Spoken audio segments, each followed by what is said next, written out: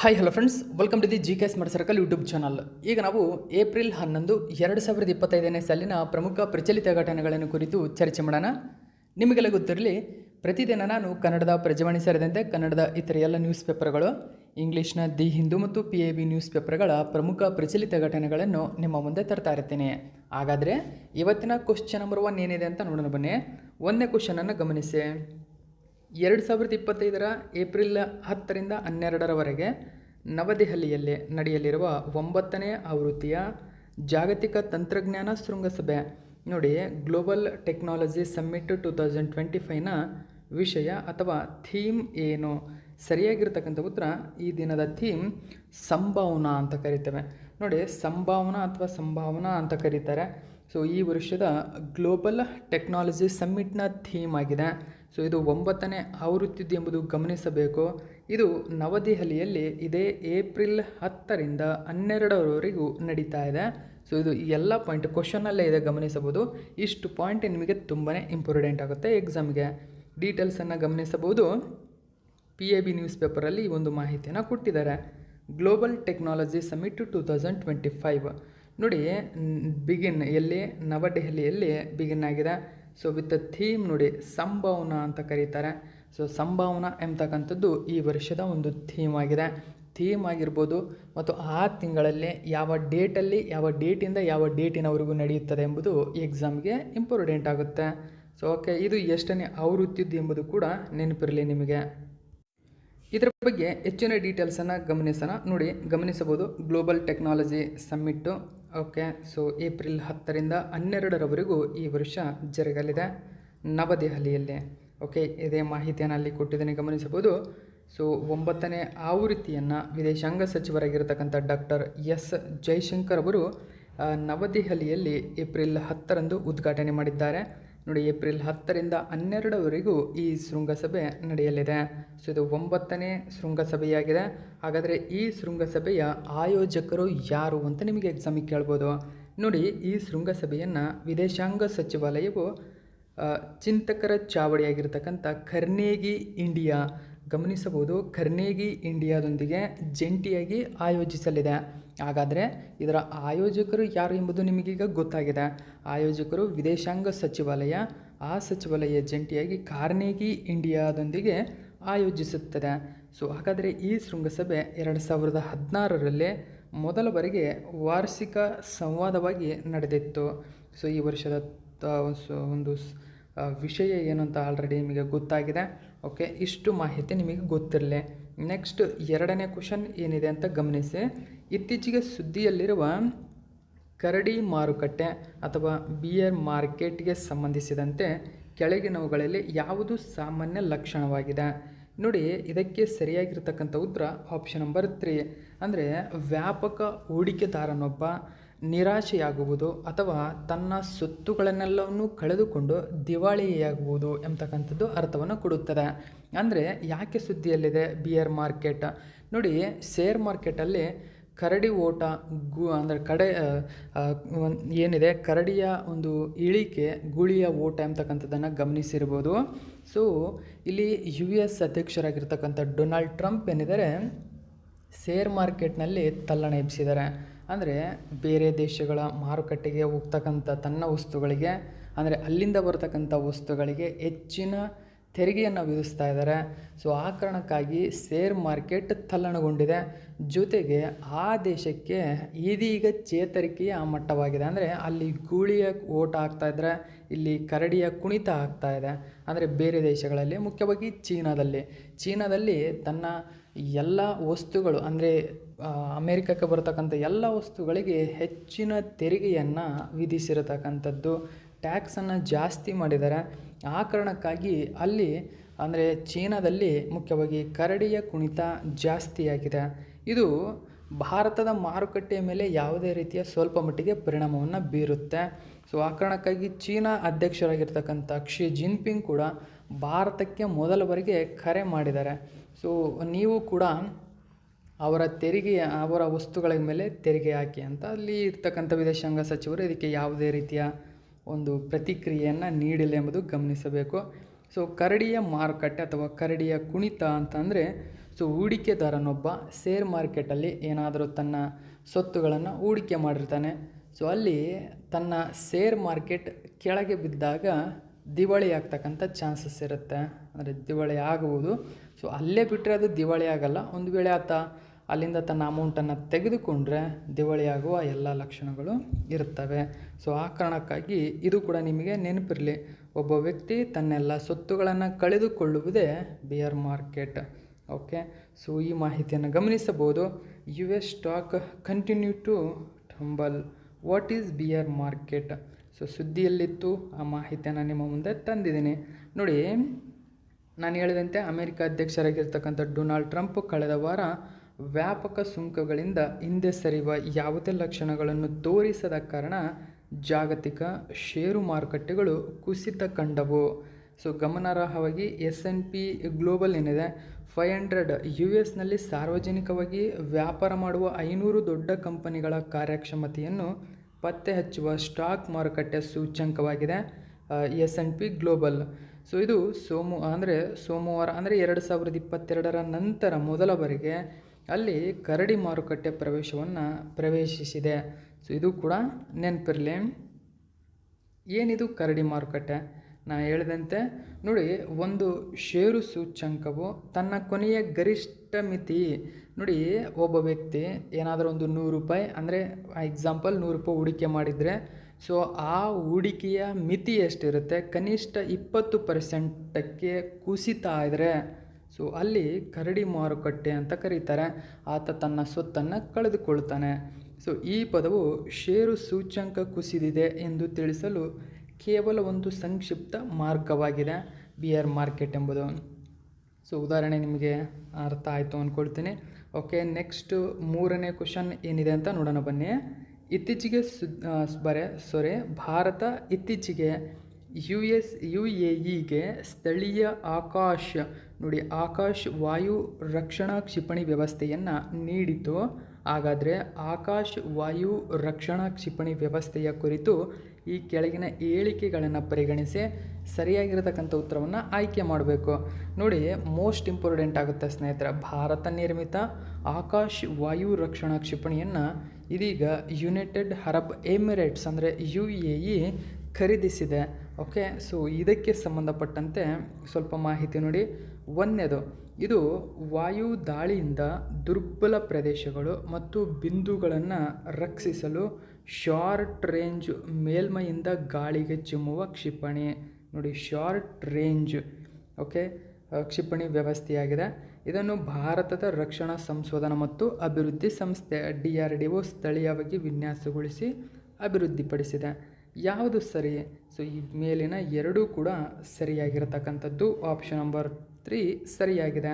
ನೋಡಿ, why is India offering its air missile to UAE? So ಹೆಚ್ಚಿನ ಡೀಟೇಲ್ಸನ್ನು ತಿಳ್ಕೊಳ್ಳೋಣ ನಾವು. ನೋಡಿ, ಭಾರತ ಇತ್ತೀಚೆಗೆ UAEಗೆ ಸ್ಥಳೀಯ ಆಕಾಶ್ ವಾಯು ರಕ್ಷಣಾ ಕ್ಷಿಪಣಿ ವ್ಯವಸ್ಥೆಯನ್ನು ನೀಡಿತು.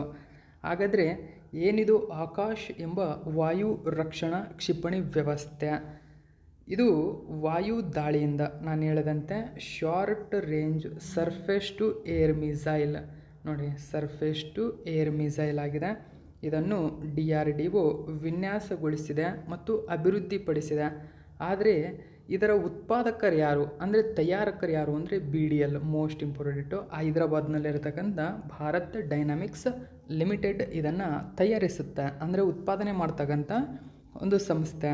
2022ರಲ್ಲಿ ಅರ್ಮೇನಿಯಾ ದೇಶ ಆಕಾಶ್ ವ್ಯವಸ್ಥೆಯನ್ನು ಖರೀದಿಸಿದ ಮೊಟ್ಟ ಮೊದಲ ವಿದೇಶಿ ರಾಷ್ಟ್ರವಾಗಿತ್ತು ಎಂಬುದು ಗಮನಿಸಬೇಕು. ಸೊ ಇದು ನೋಡಿ, 5.8 ಮೀಟರ್ ಉದ್ದ, 350 ಮಿಲಿಮೀಟರ್ ವ್ಯಾಸ, 1105 ಮಿಲಿಮೀಟರ್ ರೆಕ್ಕೆಗಳನ್ನು ಹೊಂದಿದೆ. ಕಾರ್ಯಾಚರಣೆಯ ವ್ಯಾಪ್ತಿ 4.5 ಕಿಲೋಮೀಟರ್ನಿಂದ 25 ಕಿಲೋಮೀಟರ್ವರೆಗೆ ಇದು ವ್ಯಾಪ್ತಿಯನ್ನು ಹೊಂದಿದೆ. ಇದರ ಎತ್ತರ ಎಷ್ಟಕ್ಕೆ ಹಾರಬಲ್ಲದಿದು? ನೋಡಿ, 100 ಮೀಟರ್ನಿಂದ 20 ಕಿಲೋಮೀಟರ್ವರೆಗೂ ಹಾರತಕ್ಕಂಥ ಸಾಮರ್ಥ್ಯವನ್ನು ಆಕಾಶ ಕ್ಷಿಪಣಿ ಹೊಂದಿದೆ. ಸೊ ಇಷ್ಟೆಲ್ಲ ಮಾಹಿತಿ ಇಂಪಾರ್ಟೆಂಟು, ನೆನಪಿರಲಿ. ಓಕೆ, ನೆಕ್ಸ್ಟ್ 4ನೇ ಕ್ವಶನ್ ನೋಡಿ. ಇತ್ತೀಚೆಗೆ ರಾಮನ್ ಸಂಶೋಧನಾ ಸಂಸ್ಥೆಯ ಅಂದರೆ RRI ವಿಜ್ಞಾನಿಗಳು ಕುಡುಗೋಲು ಕಣ ಕಾಯಿಲೆ ಅಂದರೆ SSCD ಅಂತ ಕರೀತಾರೆ. ಕುಡುಗೋಲು ಕಣ ಕಾಯಿಲೆ ಅಂದರೆ ಸಿಕಲ್ ಸೆಲ್ ಡಿಸೀಸ್. ಸೊ ಈ ತಪಾಸಣೆಗೆ ಎಲೆಕ್ಟ್ರೋಪ್ಲೂಯಿಡಿಕ್ ಸಾಧನ ನೋಡಿ, ಎಲೆಕ್ಟ್ರೋಪ್ಲೂಯಿಡಿಕ್ ಡಿವೈಸನ್ನು ಅಭಿವೃದ್ಧಿಪಡಿಸಿದ್ದಾರೆ. ಹಾಗಾದರೆ ಈ ಸಿಕಲ್ ಸೆಲ್ ಡಿಸೀಸ್ಗೆ ಕಾರಣವೇನು?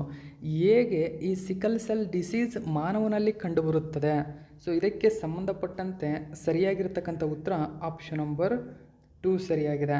ನೋಡಿ, ಇದು ಹಿಮೋಗ್ಲೋಬಿನ್, ನಮ್ಮ ಬ್ಲಡ್ಡಲ್ಲಿರ್ತಕ್ಕಂಥ ಹಿಮೋಗ್ಲೋಬಿನನ್ನು ಉತ್ಪಾದಿಸುವ ಜಿನ್ನಲ್ಲಿ ರೂಪಾಂತರಗೊಳ್ಳುತ್ತದೆ. ನೋಡಿ, ಹಿಮೋಗ್ಲೋಬಿನನ್ನು ಉತ್ಪಾದಿಸುವ ಜಿನ್ ಇರುತ್ತೆ, ಆ ಜಿನ್ನ ರೂಪಾಂತರವೇ sickle cell disease. Okay, so ಇದು ತುಂಬಾ ಇಂಪಾರ್ಟೆಂಟು. ಇದನ್ನು ವಿವಿಧ ರೀತಿಯಲ್ಲಿ ಕ್ವಶನ್ ಕೇಳ್ಬೋದು. ಇದು ಆಲ್ರೆಡಿ ಕ್ವಶನ್ ಆಗಿರತಕ್ಕಂಥ ಒಂದು ಮಾಹಿತಿಯೊಂದಿಗೆ ನಿಮ್ಮ ಮುಂದೆ ಬಂದಿರತಕ್ಕಂಥದ್ದು ನಾನು. ಓಕೆ, ಹಿಮೋಗ್ಲೋಬಿನನ್ನು ಮಾಡ್ತಕ್ಕಂಥ ಜಿನ್ನ ರೂಪಾಂತರ ಇದು ನೆನಪಿರಬೇಕು. ದ ಹಿಂದೂ ನ್ಯೂಸ್ ಪೇಪರಲ್ಲಿ ಮಾಹಿತಿಯನ್ನು ಕೊಟ್ಟಿದ್ದರು ನೋಡಿ. ರಾಮನ್ ರಿಸರ್ಚ್ ಇನ್ಸ್ಟಿಟ್ಯೂಟ್ ಅವರು ಈ ಆಡರಬಲ್ ಡಿವೈಸನ್ನು ಮುಖ್ಯವಾಗಿ ಅಂದರೆ ಸ್ಥಳೀಯವಾಗಿ ಅಭಿವೃದ್ಧಿಪಡಿಸಿದ್ದಾರೆ ಸಿಕಲ್ ಸೆಲ್ ಡಿಸೀಸ್ಗಾಗಿ. ಓಕೆ, ಸೊ ಇದು ಪರಿಣಾಮಕಾರಿ ವ್ಯವಸ್ಥೆಯನ್ನು ತೋರಿಸಿದೆ, ನೆನಪಿರಬೇಕು ಇದು ನಿಮಗೆ. ಓಕೆ ನೋಡಿ, ನಾನು ಹೇಳಿದಂತೆ ಇದು ಒಂದು ಪ್ರಾಥಮಿಕ ತಪಾಸಣೆಗೆ ಸಹಾಯ ಮಾಡುವ ಕೈಗೆಟುಕುವ ಒಂದು ಸಾಧನವಾಗಿದೆ. ಹಾಗಾದರೆ ಈ SDC ಬಗ್ಗೆ ಸ್ವಲ್ಪ ಮಾಹಿತಿಯನ್ನು ತಿಳ್ಕೊಳ್ಳೋಣ.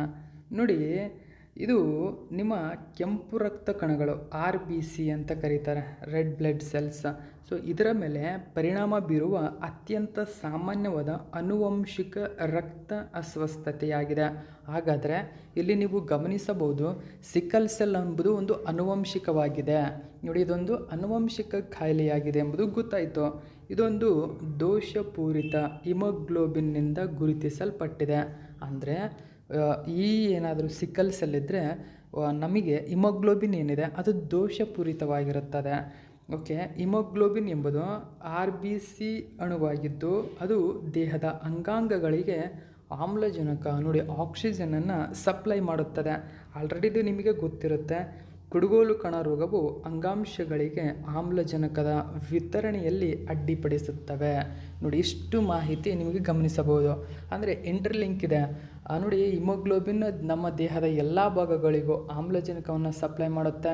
ಹಿಮೋಗ್ಲೋಬಿನ್ನೇ ಸರಿಯಾಗಿರಲಿಲ್ಲ ಅಂದರೆ ಆಕ್ಸಿಜನ್ ನಮ್ಮ ದೇಹದ ಎಲ್ಲ ಭಾಗಗಳಿಗೂ ಸಪ್ಲೈ ಆಗಲ್ಲ. ಸೊ ಆ ಕಾರಣಕ್ಕಾಗಿ ಇಲ್ಲಿ ಆಮ್ಲಜನಕದ ಸಪ್ಲೈಗೆ ಇದು ಅಡ್ಡಿಪಡಿಸುತ್ತದೆ ಸಿಕಲ್ ಸೆಲ್.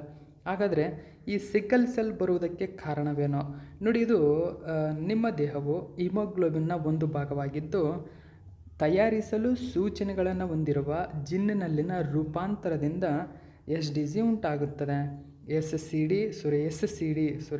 ಎಲ್ಲ ಸೇರಿದರೆ SSCD ಇರುವ ಜನರು 2 ಕುಡುಗೋಲು ಕೋಶ ಜಿನ್ಗಳೊಂದಿಗೆ ಜನಿಸುತ್ತಾರೆ. ನೋಡಿ, ಇದು ನೆನಪಿಟ್ಕೋಬೇಕು. ಇವರು ಜನರು 2 ಕುಡುಗೋಲು ಕೋಶ ಜಿನ್ಗಳನ್ನು ಹೊಂದಿರುತ್ತಾರೆ. ಓಕೆ, ನೆಕ್ಸ್ಟ್ ನಾವು 5ನೇ ಕ್ವಶನ್ ನೋಡೋಣ. ಇತ್ತೀಚೆಗೆ ಕೇಂದ್ರ ಸರ್ಕಾರವು ನಿರ್ಣಾಯಕ ಖನಿಜ ವಲಯದಲ್ಲೇ ಸ್ವಾವಲಂಬನೆಯನ್ನು ಹೆಚ್ಚಿಸಲು ರಾಷ್ಟ್ರೀಯ ನಿರ್ಣಾಯಕ ಖನಿಜ ಮಿಷನ್ NCMM ಅನ್ನು ಪ್ರಾರಂಭಿಸಿತು. ಈ ಕೆಳಗಿನ ಯಾವ ಖನಿಜ ಗುಂಪುಗಳು ನಿರ್ಣಾಯಕ ಅಂದರೆ ಕ್ರಿಟಿಕಲ್ ಎಂದು ವರ್ಗೀಕರಿಸಲಾದ ಖನಿಜಗಳನ್ನು ಒಳಗೊಂಡಿವೆ? ಹಾಗಾದರೆ ಇಲ್ಲಿ ಕ್ವಶನನ್ನು ಅರ್ಥ ಮಾಡ್ಕೊಳ್ಳಿ. ನೋಡಿ, ರಾಷ್ಟ್ರೀಯ ನಿರ್ಣಾಯಕ ಖನಿಜ ಮಿಷನ್ ಅಂತ ಅಂದರೆ ಈ ಖನಿಜಗಳು ನಿರ್ಣಾಯಕ ಸರಿಯಾಗಿ ಅಂದರೆ ಬೇಗನೆ ದೊರೆಯುವುದಿಲ್ಲ. ಇವು ತುಂಬಾ ಕಷ್ಟ ಇವನ್ನ ಹುಡುಕೋದು. ಜೊತೆಗೆ ತುಂಬಾ ಅವಶ್ಯಕವಾಗಿರತಕ್ಕಂಥ ಖನಿಜಗಳಿವು. ಓಕೆ, ಸೊ ಇವುಗಳನ್ನು ವಿಶ್ವದ ಅತ್ಯಂತ ಕ್ರಿಟಿಕಲ್ ಅಂದರೆ ರೇರ್ ಆಗಿ ದೊರೆಯುತ್ತವೆ ಮತ್ತು ಇವುಗಳಿಂದ ತುಂಬಾ ಯೂಸ್ ಇದೆ. ಆ ಕಾರಣಕ್ಕಾಗಿ ಇವುಗಳ ಮುಖ್ಯವಾಗಿ ನಿರ್ಣಾಯಕ ಖನಿಜಗಳನ್ನು ರಕ್ಷಣೆ ಮಾಡುವುದಕ್ಕೆ ಮುಂದಿನ ಪೀಳಿಗೆಗೆ ಮತ್ತು ನಮಗೆ ರಾಷ್ಟ್ರೀಯ ನಿರ್ಣಾಯಕ ಖನಿಜ ಮಿಷನನ್ನು ಪ್ರಾರಂಭಿಸಿದೆ. ನೋಡಿ, ನ್ಯಾಷನಲ್ ಕ್ರಿಟಿಕಲ್ ಮಿನರಲ್ ಮಿಷನನ್ನು ಪ್ರಾರಂಭಿಸಿದೆ. ಹಾಗಾದರೆ ಕೆಳಗಿನ ಯಾವುವು ಈ ವಿಭಾಗಕ್ಕೆ ಸೇರ್ತವೆ ಅಂತ ನಾನು ಕೊಟ್ಟಿದ್ದೇನೆ. ಸರಿಯಾಗಿರತಕ್ಕಂಥ ಉತ್ತರ ಆಪ್ಷನ್ ನಂಬರ್ 2, ಮುಖ್ಯವಾಗಿ ಗ್ಯಾಲಿಯಂ, ಜರ್ಮೇನಿಯಂ, ಲೀಥಿಯಂ. ನೋಡಿ, ನಮ್ಮ ಕೇಂದ್ರ ಸರ್ಕಾರವು 30 ರೀತಿಯ ಖನಿಜಗಳನ್ನು ಕ್ರಿಟಿಕಲ್ ವರ್ಗಕ್ಕೆ ಸೇರಿಸಿದೆ. ಸೊ ಆ ಖನಿಜಗಳಲ್ಲಿ ಈ 3 ಕೂಡ ಇರತಕ್ಕಂಥದ್ದು. ಹೆಚ್ಚಿನ ಡೀಟೇಲ್ಸನ್ನು ನಾವು ತಿಳ್ಕೊಳ್ಳೋಣ. ನೋಡಿ, ಮಿನಿಸ್ಟ್ರಿ ಆಫ್ ಮೈನ್ಸ್ ಈ ಒಂದು ಮಾಹಿತಿ ಬಿಡುಗಡೆ ಮಾಡಿದೆ. Ministry of mines national critical mineral ಮಿಷನನ್ನು ಜಾರಿಗೆ ತಂದಿರತಕ್ಕಂಥದ್ದು. ಸೊ ಹಾಗಾದರೆ PIB ನ್ಯೂಸ್ ಪೇಪರಲ್ಲಿ ಈ ಒಂದು ಮಾಹಿತಿಯನ್ನು ಕೊಟ್ಟಿದ್ದರು. ಡೀಟೇಲ್ಸನ್ನು ನಾವು ನೋಡೋಣ. ನೋಡಿ, ನಾನು ಹೇಳಿದಂತೆ ರಾಷ್ಟ್ರೀಯ ನಿರ್ಣಾಯಕ ಖನಿಜ ಮಿಷನನ್ನು ಕೇಂದ್ರ ಸರ್ಕಾರ ಪ್ರಾರಂಭಿಸಿದೆ. ಹಾಗಾದರೆ ಈ ನಿರ್ಣಾಯಕ ಖನಿಜಗಳು ಯಾವುವು? ನೋಡಿ, ನಿರ್ಣಾಯಕ ಖನಿಜಗಳು ಆಧುನಿಕ ತಂತ್ರಜ್ಞಾನಗಳು ಮತ್ತು ರಾಷ್ಟ್ರೀಯ ಭದ್ರತೆಗೆ ಅತ್ಯಗತ್ಯವಾಗಿವೆ. ಆದರೆ ಅವುಗಳ ಸೀಮಿತ ಲಭ್ಯತೆ, ನೋಡಿ ಸೀಮಿತ ಅಂದರೆ ಕಡಿಮೆ ಅಂತ, ಸೀಮಿತ ಲಭ್ಯತೆ ಅಥವಾ ಭೌಗೋಳಿಕ ಸಾಂದ್ರತೆಯಿಂದಾಗಿ ಪೂರೈಕೆ ಸರಪಳಿ ಅಪಾಯಗಳನ್ನು ಹೊಂದಿರುತ್ತವೆ. 2022ರಲ್ಲಿ ಗಣಿ ಸಚಿವಾಲಯದ ಸಮಿತಿಯು 30 ನಿರ್ಣಾಯಕ ಖನಿಜಗಳನ್ನು ಗುರುತಿಸಿದೆ. ಭಾರತದಲ್ಲಿರತಕ್ಕಂಥ 30 ನಿರ್ಣಾಯಕ ಖನಿಜಗಳ ಪಟ್ಟಿ ನೆನಪಿಟ್ಕೊಳ್ಳಿ. ನೋಡಿ, ಇದು ನೆನಪಿರಲಿ. ಸೊ ಇವು ತುಂಬಾ ಇಂಪಾರ್ಟೆಂಟ್ ಆಗುತ್ತೆ, ಕೇಳಬಹುದು. ಓಕೆ, ಇಷ್ಟು ಮಾತ್ರ ನೆನಪಿಟ್ಕೊಳ್ಳಿ. So antimony, beryllium, bismuth, cobalt, ತಾಮ್ರ, gallium, germanium, graphite, hafnium, indium, lithium, molybdenum, niobium, nickel, PGE ಅಂತ ಕರೀತಾರೆ, ಫಾಸ್ಫರಸ್, ಪೊಟ್ಯಾಷ್, REE ಮತ್ತು ರೀನಿಯನ್, ಸಿಲಿಕಾನ್, ಸ್ಟ್ರಾನ್ಸಿಯಂ, ನೋಡಿ tantalum, tellurium, tin, titanium, tungsten, vanadium, zirconium, selenium, cadmium ಇವೆಲ್ಲವೂ ಕ್ರಿಟಿಕಲ್ ಒಂದು ಮಿನರಲ್ಸ್ಗಳಾಗಿವೆ, ನೆನಪಿರಲಿ. ಓಕೆ, ನೆಕ್ಸ್ಟ್ 6ನೇ ಕ್ವೆಶನ್ ನೋಡೋಣ. ಗ್ರಾಮೀಣ ಮಹಿಳೆಯರಲ್ಲೇ ಆರ್ಥಿಕ ಸಾಕ್ಷರತೆಯನ್ನು ಹೆಚ್ಚಿಸಲು ನಿವೇಶಕ್ ದೀದಿ ಉಪಕ್ರಮ, ನೋಡಿ ಮೋಸ್ಟ್ ಇಂಪಾರ್ಟೆಂಟ್ ಆಗುತ್ತೆ ಸ್ನೇಹಿತರೆ.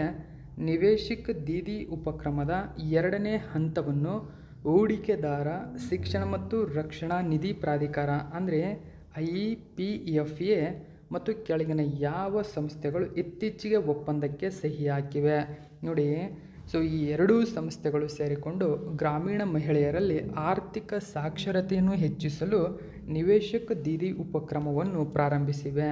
ನೋಡಿ, ಇದಕ್ಕೆ ಸರಿಯಾಗಿರತಕ್ಕಂಥ ಉತ್ತರ ಇಂಡಿಯಾ ಪೋಸ್ಟ್ ಪಾವತಿ ಬ್ಯಾಂಕ್ ಅಥವಾ India post payment bank, IPPB. Okay, so ಇದನ್ನು ಕೂಡ PIB ನ್ಯೂಸ್ ಪೇಪರಲ್ಲಿ ಕೊಟ್ಟಿದ್ದಾರೆ. ಸೊ PIB ನ್ಯೂಸ್ ಪೇಪರ್ನ ಯಾವುದೇ ಮಾಹಿತಿಯಾಗಿದ್ದರೂ ಎಕ್ಸಾಮ್ಗೆ ಇಂಪಾರ್ಟೆಂಟು. ನೋಡಿ, IPFA ಮತ್ತು IPPB sign memorandum of understanding ಅಂದರೆ ಇದೊಂದು ತಿಳುವಳಿಕೆ ಪತ್ರ ಎಂಬ ಅರ್ಥವನ್ನು ಕೊಡುತ್ತೆ. So memorandum of understanding to launch phase 2 ಅಂದರೆ 2ನೇ ಹಂತದ Nivesh Didi to boost rural women's financial literacy. ನೋಡಿ, ತುಂಬಾ ಈ ಪಾಯಿಂಟ್ಗಳು ನಿಮಗೆ ಇಂಪಾರ್ಟೆಂಟ್ ಆಗುತ್ತೆ. ರೂರಲ್ ವುಮೆನ್ಸ್ ಫಿನಾನ್ಷಿಯಲ್ ಲಿಟರೇಸಿಯ ಹೆಚ್ಚಳ ಮಾಡುವ ಉದ್ದೇಶದಿಂದಾಗಿ 2ನೇ ಹಂತದ ನಿವೇಶಕ್ ದೀದಿಗೆ ಇವೆರಡು ಇದೀಗ ಸೈನ್ ಹಾಕಿ ಲಾಂಚ್ ಮಾಡಿರ್ತಕ್ಕಂಥದ್ದು. ಸೊ PIB ನ್ಯೂಸ್ ಪೇಪರಲ್ಲಿ ಕೊಟ್ಟಿದ್ದಾರೆ. ಓಕೆ, ಸೊ ಇಂಗ್ಲೀಷಲ್ಲಿ ನೀವು ನೋಡ್ಕೋಬಹುದು. ಓಕೆ, ಇವು ನೆನಪಿರಲಿ. ನವದೆಹಲಿಯಲ್ಲಿ ಒಪ್ಪಂದಕ್ಕೆ 2ನೇ ಹಂತವನ್ನು ಪ್ರಾರಂಭಿಸಿದವು. ಓಕೆ, ನೋಡಿ, ನಿವೇಶಕ್ ದೀದಿಯ ಮೊದಲ ಹಂತವನ್ನು 2022-23 ಆರ್ಥಿಕ ವರ್ಷದಲ್ಲಿ ಪ್ರಾರಂಭಿಸಲಾಗಿತ್ತು. ಹಾಗಾದರೆ ನಿವೇಶಕ್ ದೀದಿ ಯಾರು? ನಿವೇಶಕ್ ದೀದಿ ಇಂಡಿಯಾ ಪೋಸ್ಟ್ ಪೇಮೆಂಟ್ ಬ್ಯಾಂಕನ್ನು ಹೊಂದಿರುವ ಇಂಡಿಯಾ ಪೋಸ್ಟ್ನ ತರಬೇತಿ ಪಡೆದ ಮಹಿಳಾ ಡಾಕಿಯಾ, ಮಹಿಳಾ ಅಂಚೆ ನೌಕರರಾಗಿರುತ್ತಾರೆ. ನಿವೇಶಕ್ ದೀದಿ ಉಪಕ್ರಮ ಹಂತ 2ರ ಗುರಿ ಏನಾಗಿದೆ?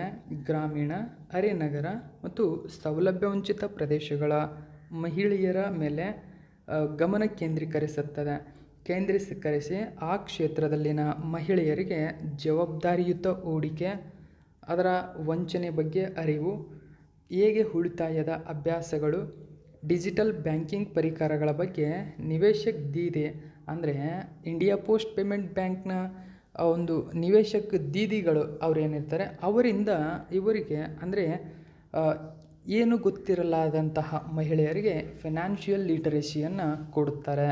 ಓಕೆ, ಸೊ ಇದರ ಮುಖ್ಯ ಉದ್ದೇಶ ಏನದಂತ ಗೊತ್ತಾಯಿತು ನಿಮಗೆ. ಸೊ ಇಲ್ಲಿ ತರಬೇತಿಯನ್ನು ಕೊಡ್ತಾರೆ ಅವರಿಗೆ. ಭಾರತದಾದ್ಯಂತ 4,000ಕ್ಕೂ ಹೆಚ್ಚು ಆರ್ಥಿಕ ಸಾಕ್ಷರತಾ ಶಿಬಿರಗಳನ್ನು ಆಯೋಜಿಸಲಾಗುವುದು. ಈ ಶಿಬಿರಗಳನ್ನು ಸುಮಾರು 40,000 ತರಬೇತಿ ಪಡೆದ ನಿವೇಶಕ ದೀದಿಗಳು ಮುನ್ನಡೆಸಲಿದ್ದಾರೆ. ಸೊ ಇಷ್ಟು ಮಾಹಿತಿ ನೆನಪಿರಲಿ. ನೆಕ್ಸ್ಟ್ ನಾವು 7ನೇ ಕ್ವಶನ್ ನೋಡೋಣ. ಇಂಪಾರ್ಟೆಂಟ್ ಆಗುತ್ತೆ, ಗಮನಿಸಿ. 2025ನೇ ಸಾಲಿನ 3ನೇ ಆವೃತ್ತಿಯ ಬಿಮ್ಸ್ಟೆಕ್ ಕೃಷಿ ಸಚಿವರ ಶೃಂಗಸಭೆಯು ಕೆಳಗಿನ ಯಾವ ಸ್ಥಳದಲ್ಲಿ ಇತ್ತೀಚೆಗೆ ನಡೆಯಿತು? ಸರಿಯಾದಂಥ ಉತ್ತರ ಆಪ್ಷನ್ ನಂಬರ್ 2 ಕಠ್ಮಂಡು, ನೇಪಾಳದ ಕಠ್ಮಂಡುವಿನಲ್ಲಿ ನಡೆಯಿತು. ಸೊ ಇದನ್ನು ಕೂಡ PIB ನ್ಯೂಸ್ ಪೇಪರಲ್ಲಿ ಕೊಟ್ಟಿದ್ದರು, ಗಮನಿಸಬಹುದು. 3rd edition BIMSTEC ministerial meeting on agriculture at Kathmandu. So ನೇಪಾಳದ ಕಠ್ಮಂಡುವಿನಲ್ಲಿ ನಡೆದಿದೆ. ಸೊ ಇದನ್ನು ಯೂನಿಯನ್ ಮಿನಿಸ್ಟರ್ ಆಗಿರತಕ್ಕಂಥ ಶ್ರೀ ಶಿವರಾಜ್ ಸಿಂಗ್ ಚೌಹಾಣ್ ಲೀಡ್ ಮಾಡಿದ್ದಾರೆ. ಅಂದರೆ ಅವರು ಭಾಗವಹಿಸಿದ್ದಾರೆ ತಮ್ಮ ನೇತೃತ್ವದ ತಂಡದೊಂದಿಗೆ. ಓಕೆ, ಸೊ ನೋಡಿ 3ನೇ ಬಿಮ್ಸ್ಟೆಕ್. ಸೊ ಬಿಮ್ಸ್ಟೆಕ್ ಅಂದರೆ ಆಲ್ರೆಡಿ ನಿಮಗೆ ಗೊತ್ತಿದೆ. ಈ ಕೃಷಿ ಸಚಿವರ ಸಭೆಯು ಏಪ್ರಿಲ್ 10, 2025ರಂದು ನೇಪಾಳದ ಕಠ್ಮಂಡುವಿನಲ್ಲಿ ನಡೆಯಿತು. ಸಭೆಯ ಹೊರತಾಗಿ ಕೃಷಿಯಲ್ಲೇ ಮತ್ತಷ್ಟು ಸಹಕಾರ, ನೋಡಿ ಕೃಷಿಯಲ್ಲೇ ಮತ್ತಷ್ಟು ಸಹಕಾರಕ್ಕಾಗಿ ಭಾರತ ಮತ್ತು ನೇಪಾಳದೊಂದಿಗೆ ತಿಳುವಳಿಕೆ ಒಪ್ಪಂದಕ್ಕೆ ಸಹಿ ಹಾಕಲಾಯಿತು. ಹಾಗಾದರೆ ಗಮನಿಸಬಹುದು, ಕೃಷಿ ಕ್ಷೇತ್ರದಲ್ಲೇ ಸಹಕಾರವನ್ನು ಮುನ್ನಡೆಸಲು ಸುಸ್ಥಿರತೆ ಮತ್ತು ಸುಧಾರಿತ ಕೃಷಿ ವ್ಯವಸ್ಥೆಗಳ ಮೇಲೆ ಕೇಂದ್ರೀಕರಿಸಲು ಈ ಎರಡೂ ದೇಶಗಳು ಒಪ್ಪಂದ ಮಾಡಿಕೊಂಡವು. ಹಾಗಾದರೆ ನೇಪಾಳ ಮತ್ತು ಭಾರತ ಈ ಬಿಮ್ಸ್ಟೆಕ್ ಕೃಷಿ ಶೃಂಗಸಭೆಯಲ್ಲೇ ಮುಖ್ಯವಾಗಿ ಕೃಷಿ ಸಹಕಾರಕ್ಕಾಗಿ ಒಪ್ಪಂದಕ್ಕೆ ಸಹಿ ಹಾಕಿದ್ದಾವೆ. ನೆನಪಿರಲಿ, ಮೊದಲ ಬಿಮ್ಸ್ಟೆಕ್ ಕೃಷಿ ಸಚಿವರ ಸಭೆ ಜುಲೈ 12, 2019ರಂದು ಮ್ಯಾನ್ಮಾರ್ನಲ್ಲಿ, ನಂತರ 2ನೇ ಸಭೆ ಭಾರತದಲ್ಲಿ ನಡೆದಿತ್ತು ಎಂಬುದು ನೆನಪಿರಬೇಕು. ಓಕೆ, ಏಪ್ರಿಲ್ 4, 2025ರಂದು ಥೈಲ್ಯಾಂಡ್ನ ಬ್ಯಾಂಕಾಕ್ನಲ್ಲಿ 6ನೇ ಆವೃತ್ತಿಯ ಬಿಮ್ಸ್ಟೆಕ್ ಶೃಂಗಸಭೆ ನಡೆಯಿತು. ಸೊ 7ನೇ ಬಿಮ್ಸ್ಟೆಕ್ ಶೃಂಗಸಭೆಯನ್ನು ಬಾಂಗ್ಲಾದೇಶ ವಹಿಸಿಕೊಂಡಿದೆ.